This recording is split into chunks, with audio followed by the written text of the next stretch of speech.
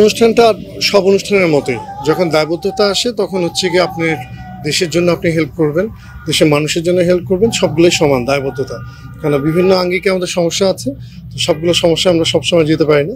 বন্যার্থীদের জন্য এখন খারাপ একটা সময়, তা তাদের পাশে দায়বদ্ধতা হচ্ছে আর সবার মতোই।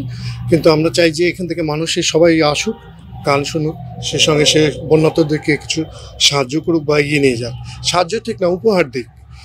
আমরা চাই যে আমাদের বন্যার্থ যে মানুষগুলো দুর্দশায় আছে তাদেরকে আমরা কিছু উপহার সামগ্রী নিয়ে তাদের কাছে যাই, তাদের পাশে দাঁড়াই। তো সবসময় একই, কিন্তু সবসময় মনে হয় যে মানুষকে বিশ্বাস করি আরও মানুষ মানুষেরই পাশে দাঁড়াবে।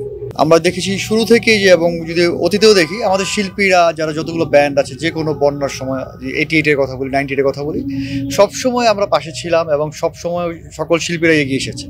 সো এটা আমাদের জন্য একটা ভালো অনেক ব্যাপার, ভালো লাগার একটা ব্যাপার।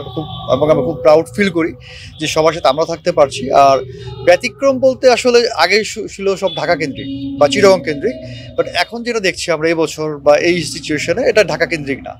ঢাকা, গাজীপুর, চিটাগং প্লাস টাঙ্গাইল, অনেক জায়গা থেকেই সবাই সমানভাবেই উদ্যোগ নিচ্ছে, কাজ করছে।